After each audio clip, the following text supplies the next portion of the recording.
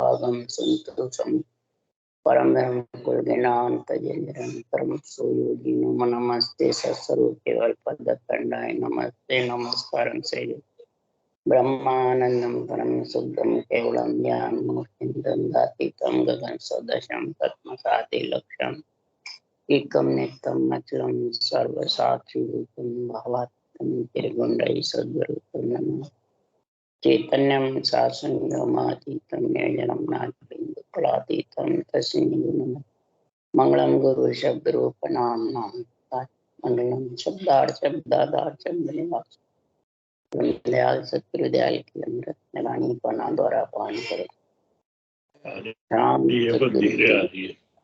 रखने वाले राम सदगुरु जी महाराज दिया ना बंद किया फिर चालू किया वही तो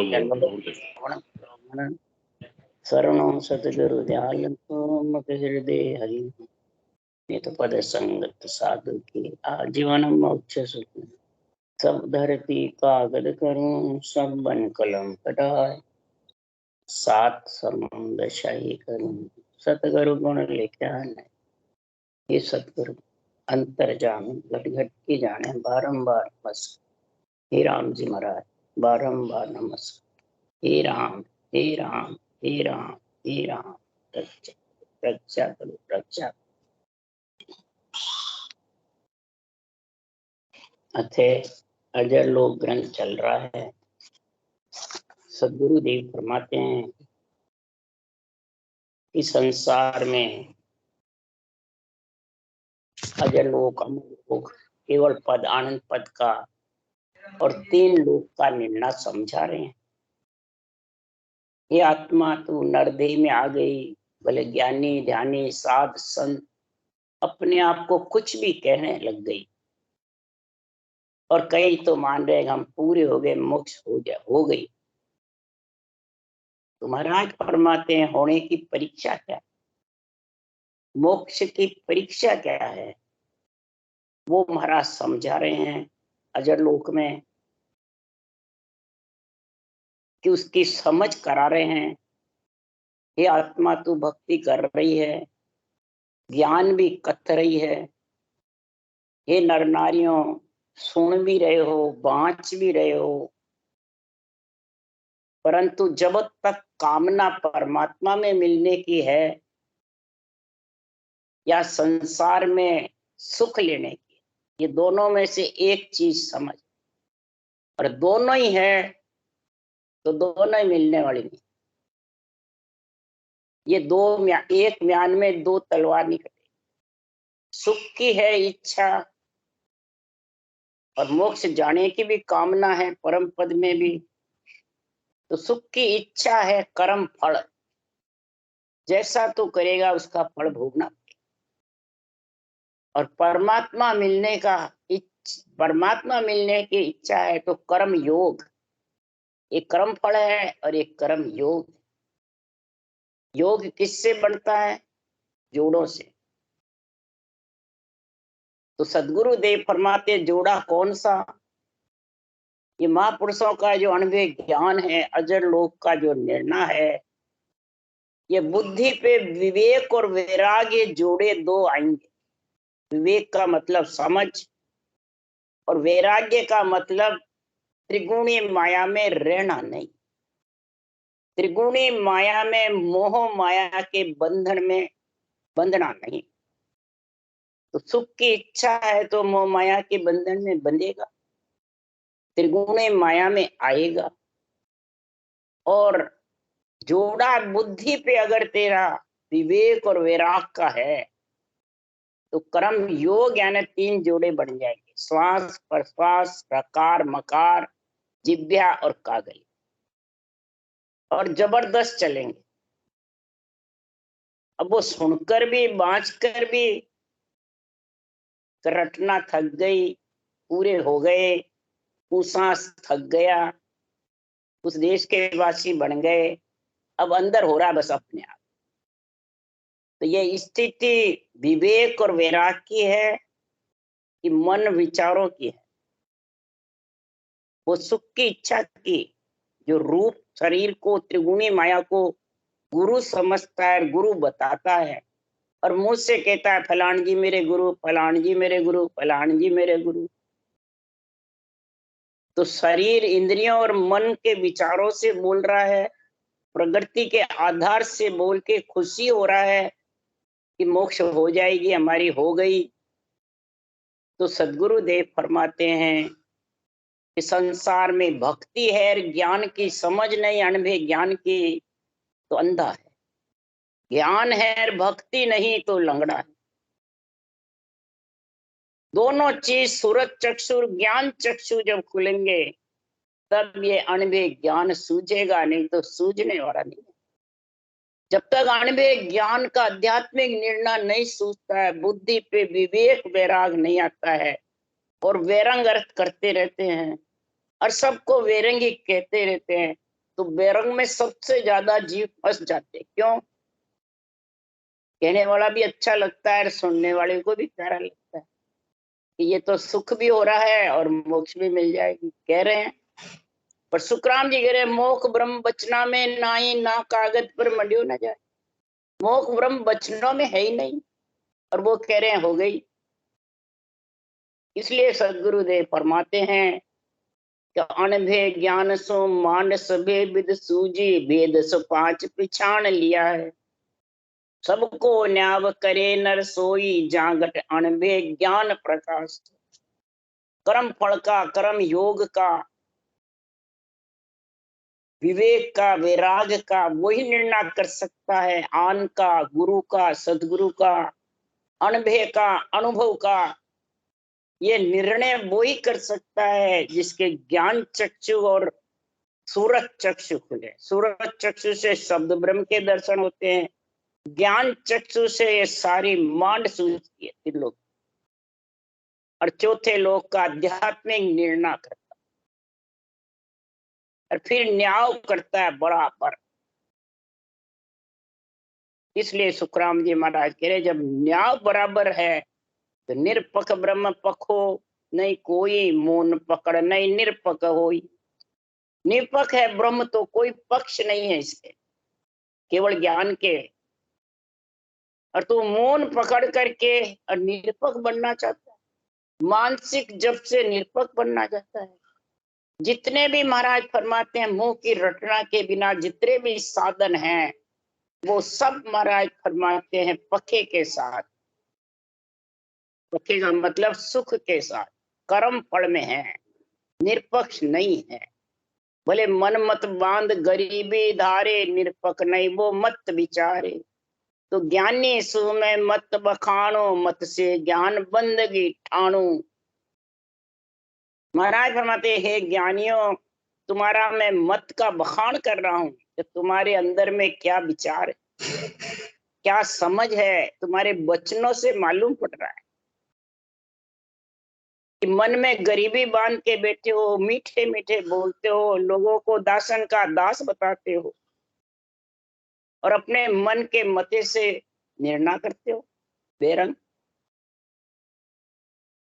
तो मैं मत से ये ज्ञान की बंदगी का समझ बता रहा हूं।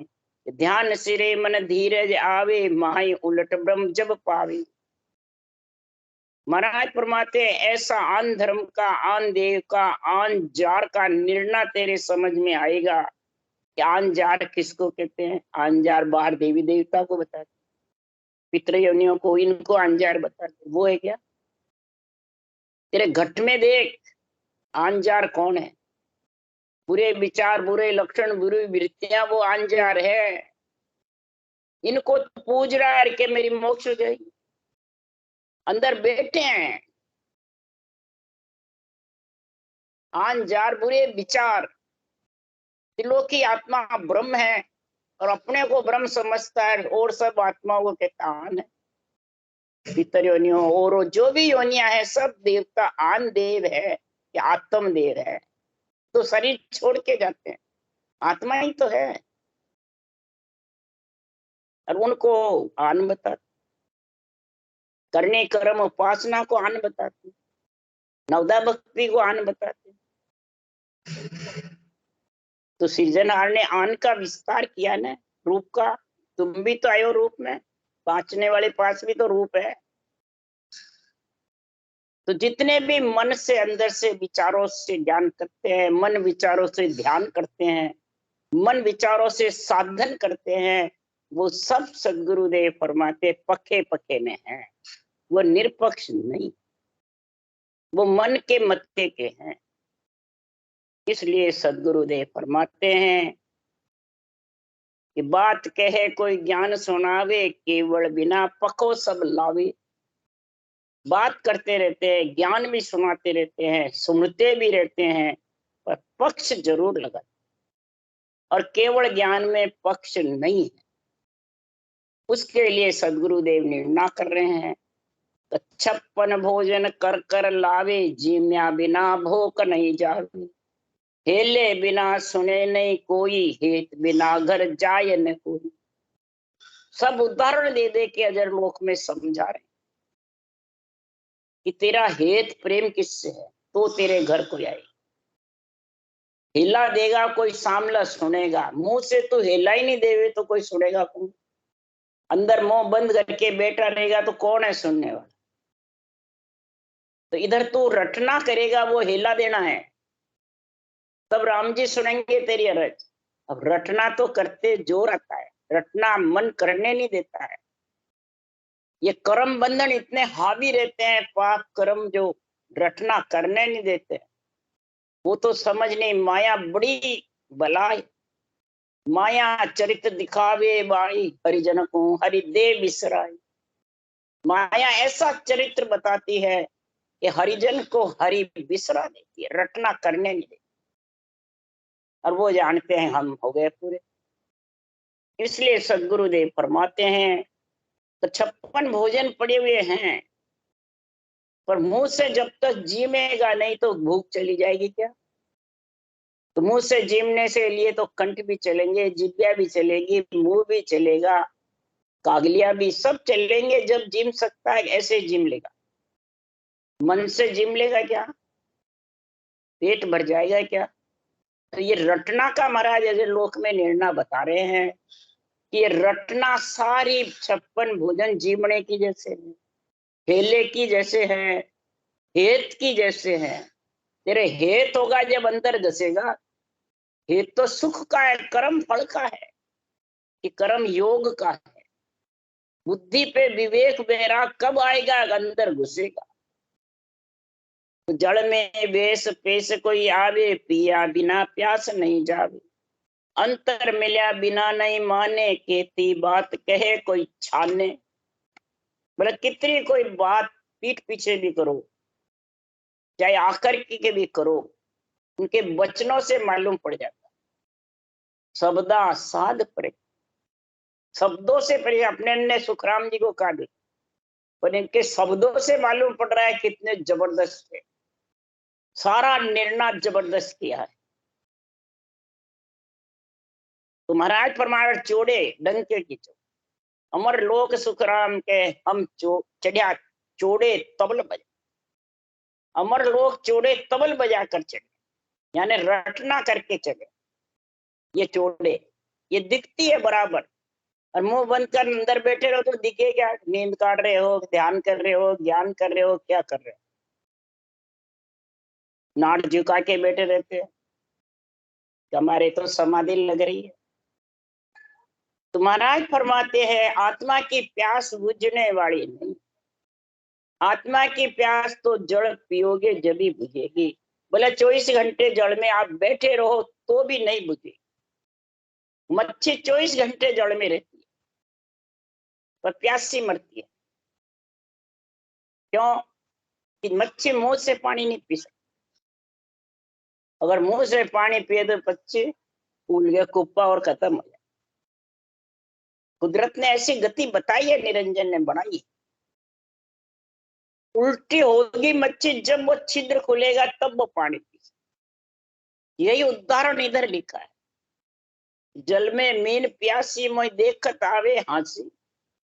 मेरे को ये हंसी आ रही है कि जल में मीन 24 घंटे रहकर प्यासी मर गई। तो इधर बहुत कसौटी करते हैं, इंद्रियों का दमन करते हैं, जंगल में बैठे रहते हैं, खड्डे खोद खोद कर घुस जाते हैं, और फिर भी आत्मा प्यासी मरती है परमात्मा मिलने के। वो उदाहरण ये है। इसलिए सदगुरुदेव फरमाते हैं ये रटना प्रथम है। ये रटना जल पीने की जैसे है। सब जगह महाराज ने रटना पे जोर दिया। अगर रटना थकने से मानसिक जप से अगर होती तो ये सारी त्रिलोकी की मोक्ष हो जाती। सब मानसिक जप कर रहे हैं, सब परमात्मा के अधीन। इसलिए सदगुरुदेव फरमाते हैं कि इस विधि क्रिया सेव करावे घट बिन भेद जलन नहीं जावे। आत्म माय विराजे रामा तनखों सोज सरे सब काम। इस प्रकार से महाराज फरमाते जैसे सती होती है उसमें सत आता है तो ही पति के साथ जड़ सकती। अगर सत नहीं तो वो अग्नि में बैठ नहीं सकती। इसी प्रकार बाहर तो कितनी क्रिया कर ले कर्म फल की, आत्मा सती नहीं कहलाएगी, न पति से मिल सकती। पतिव्रता स्त्री सती कहलाई और वो ही परमात्मा में मिल सकेगी जलने। तो बाहर कितनी क्रिया कर ले, कितनी ज्ञान कर ले, कितना ही ज्ञान सुन ले, जब तक अंदर नहीं घुसेगा, अंदर में आत्मा राम के अंदर परमात्मा विराजमान है, बाहर नहीं। बाहर तो सब त्रिगुणी माया का रूप है और त्रिगुणी माया के रूप को ही गुरु सदगुरु बता बता के उसमें निश्चिंत होके बैठ जाते हैं। तो अंत समय पछताना। सूरज सैस उदय होए आवे घट में रैन तिमर नहीं जावे। एक लख चंद्र सैस लग सूरा तिन मदवास रहे नहीं दूरा। महाराज कितने उदाहरण दे रहे हैं। ये किसके लिए दे रहे हैं? अंदर घुसे बिना, श्वासो श्वास रटना के बिना, सूरज शब्द के सूरज चक्षु ज्ञान चक्षु के बिना ये मेरा अणवे ज्ञान सूझे। और ये भी फिर बुद्धि पे विवेक वैराग आएगा, फिर बच्चनों से मालूम पड़ेगा इसके बुद्धि पे विवेक वैराग है। बचनों से ये कौन से बचन? कर्म पढ़ के बचन बोल रहा है, कर्म योग। हजारों सूर्य उदय हो जावे परंतु घट का अंधकार मिटने वाला। 1 लाख चंद्रमा 1000 सूर्य भी हो जावे तो घट का अंधकार दूर होने वाला। एता उदय हुए तो काये तन बिन भेद उजाड़ हो नाही। सदगुरु मिले भेद जब पावे असंग सूर माही दिखला। इतने सूर्य चंद्रमा उदय हो गए तो भी बिना ज्ञान चक्षु के सूरज चक्षु के बिना ये अणवे ज्ञान समझ में आने वाला। और सूरज चक्षु ज्ञान चक्षु जब खुलेंगे तेरी रटना सदगुरु विधि के साथ चले, 3 जोड़े के साथ चले। इन 3 जोड़े में एक की भी कमी रह गई तो ज्ञान चक्षु सूरज चक्षु की समझ आने वाली। घट में प्रकाश यानी निरंतर प्रकट होने वाला है 3 जोड़े के। बोले कितने गुरु बना ले, कितने तू शिष्य, कितने भले तू दिन रात वाणी बासता रहे तो भी घट में उजाला नहीं। कितने उदाहरण किससे देते रहे, कितने ही शिष्य मूड ले भले। कई जने तो रजिस्टर लेके बैठे रहते हैं, मैंने इतने को आज्ञा दे दी, इतने को विधि बता दी, इतने को मोक्ष करा दी, कई गिनती लेके बैठे। तो सदगुरु देव फरमाते हैं इस ज्ञान चक्षु सूरज चक्षु के बिना, कर्म योग के बिना, तीनों जोड़े के बिना, ज्ञान योग भक्ति योग कर्म योग तीनों का मेल नहीं होगा। तीनों का मेल होगा क्षर ब्रह्म अक्षर ब्रह्म और निरक्षर ब्रह्म। क्षर शरीर ब्रह्म आत्मा, ये दोनों तेरे को मिलेंगे। फिर अक्षर ब्रह्म को तू 3 जोड़े के साथ रखेगा राम को, तब ये निरक्षर ब्रह्म आएगा। फिर निजमन तेरा अंदर का निज ज्ञान को सूपेगा अणवे। तब सदगुरुदेव फरमाते हैं ये भेद सूझेगा पूरा अणुभव ज्ञान का निर्णय, फिर बुद्धि पे विवेक और वैराग आए। कोई पहले आने वाला नहीं है कि जाने हमारे तो गुरु महाराज दे देंगे जो मेरे आ जाए। कई जड़े निर्णय होता था तो झोली मांगते थे, हमारे को भी दे दो, हमारे को इस झोली में डाल दो जो हम भी ऐसा निर्णय करें। कई मांगते थे, कई डायरी ले लेके लिखते रहते थे। क्या गया इनसे? ये तो बुद्धि पे विवेक वैराग आता है, तीनों मिलते हैं जब, क्षर ब्रह्म, अक्षर ब्रह्म, निरक्षर ब्रह्म, कर्म योग, ज्ञान योग, भक्ति योग, यही खास गीता का ज्ञान है। जब भी सुखराम जी ने कहा साख गीता की भाकू, ये जितनी भी साखें मैं बोल रहा हूं ये सब गीता के ज्ञान, तत्व ज्ञान।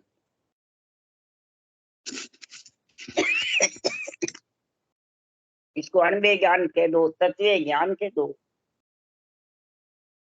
केवल ज्ञान कह दो।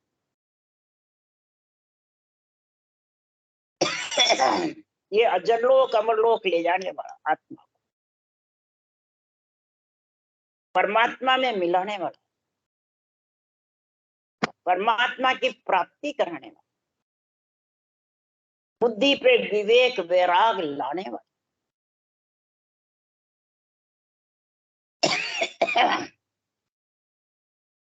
और जिसके ऐसा वैराग बुद्धि पे आ गया, विवेकपन आ गया, ज्ञान चक्षु सुरत चक्षु खुल गए, तो फिर ब्रह्म चक्षु खुल जाए,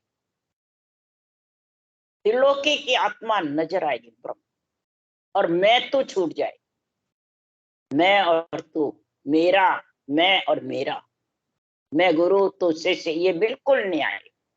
ये जिसके आता है तो समझ जाओ अभी उसके पास में सूरत चक्षु, ज्ञान चक्षु, ब्रह्म चक्षु, तीनों की समझ और दिव्य चक्षु की बातें करते हैं, मोक्ष की बातें करते हैं, हो गई मोक्ष, और तीन का ठिकाना ही नहीं। इसलिए सदगुरुदेव फरमाते हैं तो जो दर्पण में आप दिखाया सतगुरु भेद ब्रह्म यूं पाया, तीन लोक काया में को आवे सतगुरु भेव लखन में नहीं आवे। सतगुरु भेव लखन में आवे, जैसे कांच में चेहरा दिखता है वैसे ये सदगुरु का भेद, कर्म योग, ज्ञान योग, भक्ति योग, क्षर ब्रह्म, अक्षर ब्रह्म, निरक्षर ब्रह्म जब मेल हो जाता है तब सूरत चक्षु, ज्ञान चक्षु खुलते हैं, तब आत्मा परमात्मा पद की तरफ अग्रसर होती है, विवेक वैराग तब आता है। तब खंड पिंड ब्रह्मांड पर ब्रह्म चारों से ऐसा सदगुरु का भेद आध्यात्मिक निर्णय बुद्धि पे आ जाता है, तो वो परम पद में आत्मा चाहे बाँचने वाला हो चाहे सुनने वाला मिल जाए।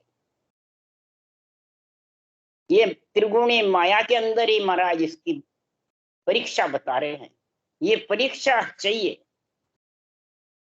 तब सुखराम जी कह रहे हैं घट मद भेव ब्रह्म भर पूरा, सतगुरु भेद परस्या नूरा, मैं हरिजन होए जग में आया, हंसा को कह ज्ञान सुनाया। आत्म चेतन के द्वारा भरपूर ये आत्म ज्ञान, अनुभव ज्ञान को अंदर संभाले, ऐसा सतगुरु भेद मिलने पे ही पंच तत्व से ये आत्मा अलग होगी, नहीं तो ये अलग हो नहीं सकती, त्रिगुणी माया में रहेगी जब तक सतगुरु पद की प्राप्ति नहीं। अब तेरे को पदवियां चाहिए, एक पद चाहिए, 1000 भक्ति करने वाले में 999 को पदवियां चाहिए। ये गुरु मैं तू चेला ये पदवियां ही तो है, मैं राम सने ये तू कर्म सने। जो नवदा भक्ति करते हैं वो सागट और मैं राम सने, ये बातें कौन करते हैं? जिसके घट में भेद नहीं, और भेद है तो ज्ञान नहीं,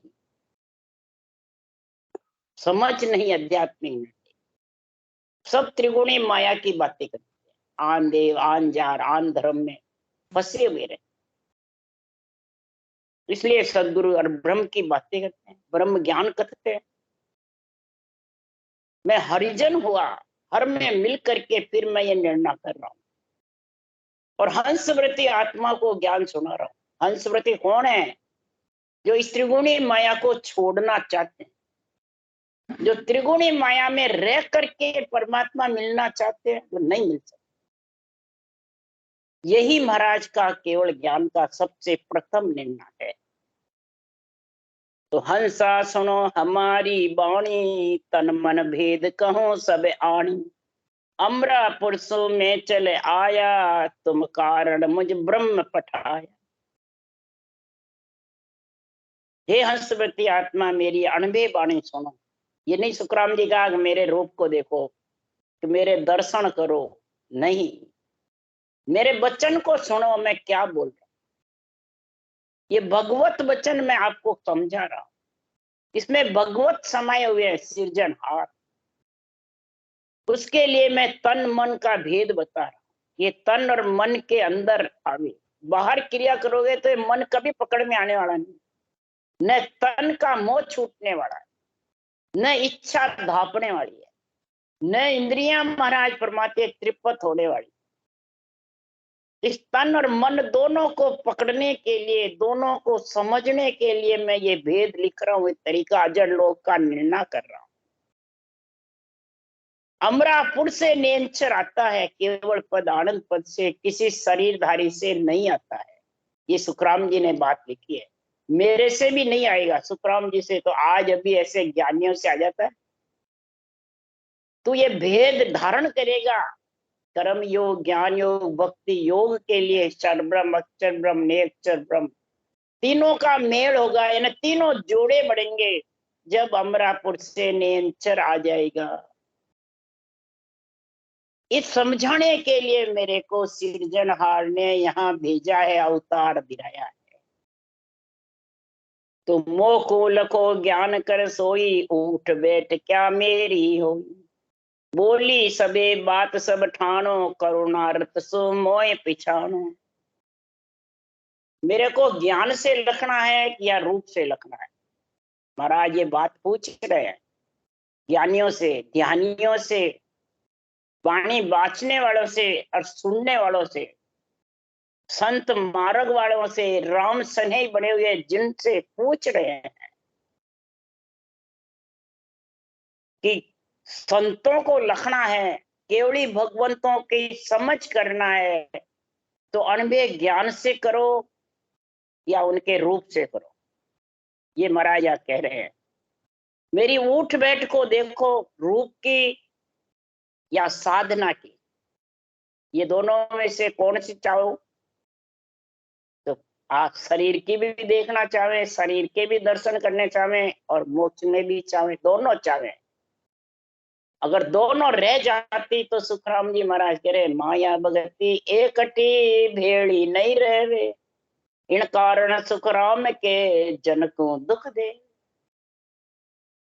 जन को माया राज दो तो सब ही मुझ माने, नरक कुंड खाली रहे जुग में कुण जन्मे।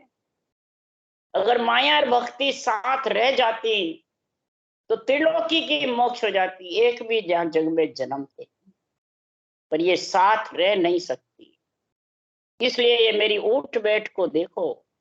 मेरी उठ बैठ माया की देखनी है। गुरु महाराज उठे तो उठे, बैठे तो बैठे, वे जीमे तो जिमावे, फिर जीमे, वे को जूठो खावे, चरण खोल पीवे। ये उठ बैठ देखते हैं सब। ये वाणी की बातें ही तो बेरंग ले लेते हैं सब रूप पे। और महाराज कह रहे मेरे रूप को नहीं देखो, मेरे ज्ञान को देखो। बोली सबे बात सब ठानो, और करुणा रथ सो मोय पिछानो। सृजनहार से करुणा करके परमात्मा मिलने के लिए, हे हंसवर्ती आत्मा, त्रिगुणी माया को छोड़ने के लिए मेरे वचन को समझो। मैं क्या बोल रहा हूं, किसके लिए बोल रहा हूं। इन निर्णय को बेरंग मत करो, आध्यात्मिक घटाओ, तब जाके महाराज फरमाते हैं आपको ये भक्ति का गुण आएगा। और जिसके ये भक्ति का गुण आ गया मृत्युलोक में, और जो परमात्मा में मिलने के लिए आत्मा हंसवृत्ति अग्रसर हो गई, तो उसकी महिमा मृत्युलोक में होती है, देवलोक में? इसका मेरे को समझ पड़ा। मृत्युलोक में कभी कोई नहीं समझता है। महाराज फरमाते ऐसे संतों की, ऐसे भक्तों की, ऐसे त्रिलोक की त्रिगुणी माया से आत्मा अलग होने के लिए जो अवसर है, उसकी महिमा कौन कह रहे हैं? कि सुर जाने लो, सुन जाने लो, जन को बहुत बखाने रे लो। जहां जहां हरिजन पांव धरत है, ता ता रक्षा ठाणे। सब कहते हैं देवता छोड़ो, देवता छोड़ो। और सदगुरुदेव ने ये हरजस बनाया कि जहां जहां भक्ति करने वाले हरि के जन, रामचंद्र कह दो, हरिजन कह दो, संत कह दो, सत्संगी कह दो, जो आत्मा ऐसा हंस वृत्ति आत्मा त्रिगुणी माया को छोड़कर परम पद में जो मिलना चाहते हैं, वो तीनों जोड़े के साथ ऐसा जबरदस्त रचना करेंगे, तो जहां जहां वो धरती पे चलेगी शरीर से, तहां तहां देवता रक्षा करेंगे। देवताओं को ऑर्डर है रक्षा करने का, और देवता ही ऐसे जन की परीक्षा करते हैं कि नर नारी गुरु की चेले की गुरु करते हैं, नहीं, देवता। इसकी साक्षी सुखराम जी ने देवता को बनाई कि उनको सूझती है भूत भविष्य वर्तमान। महिमा जगह जगह करिए सुखराम। और फिर जो ऐसे केवड़ी भगवंत है, उनकी तो बहुत जबरदस्त महिमा। कड़बे शीस बंध्यो परवानो, सोजन ए दी होई रे। जिसके अणबे शीश का परवाना सिरजनहार ने बांधा है और ऐसे ग्रंथ बनाए हैं, वो महाराज फरमाते हैं बादशाह का एदी यानी पुत्र, और उनकी राम कृष्ण रक्षा कर।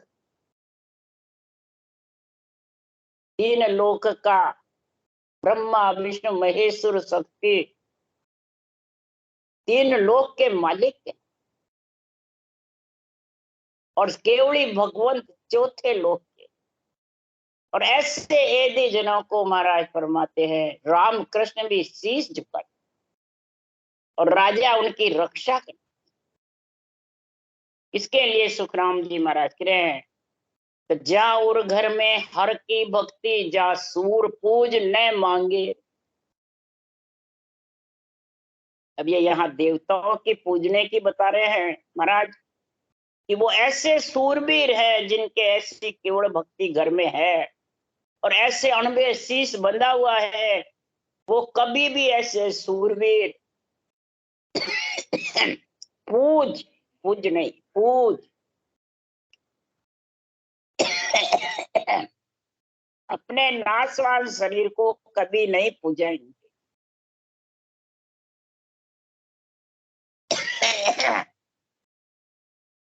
अपने नाशवान शरीर की कभी भी महिमा भी नहीं करें।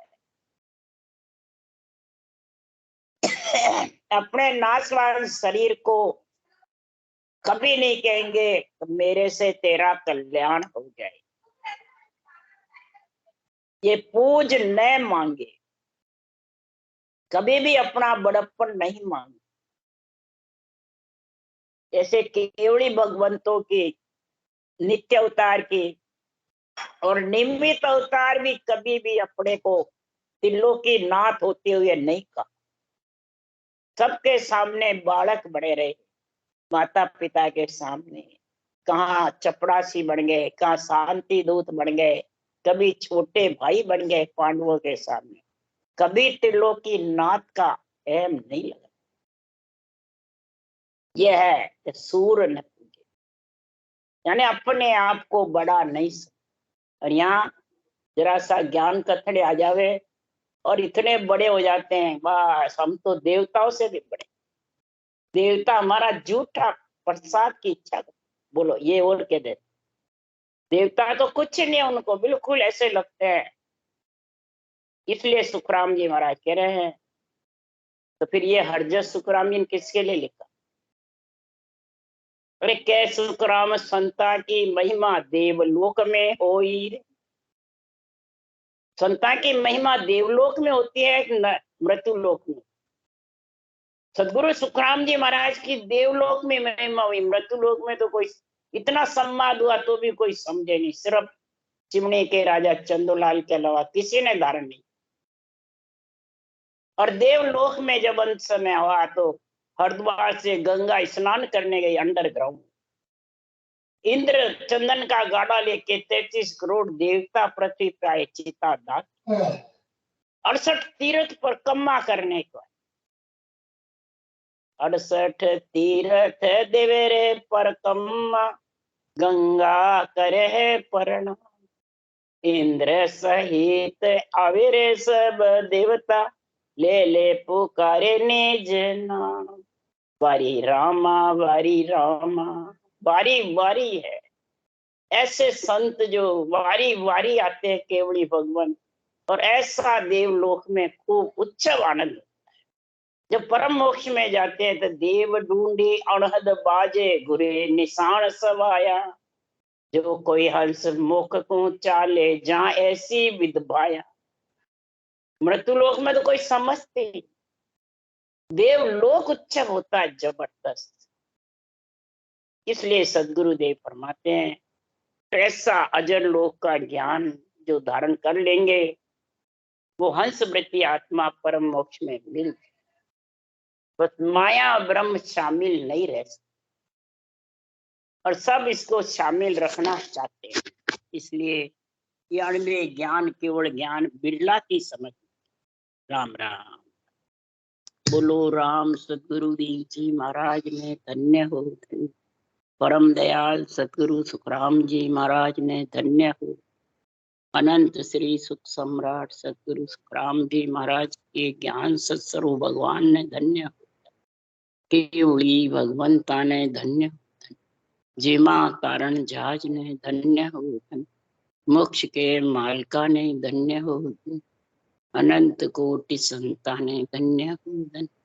राम सभा श्री राम राम मरु सबने राम राम राम राम राम राम राम राम सा राम राम सा।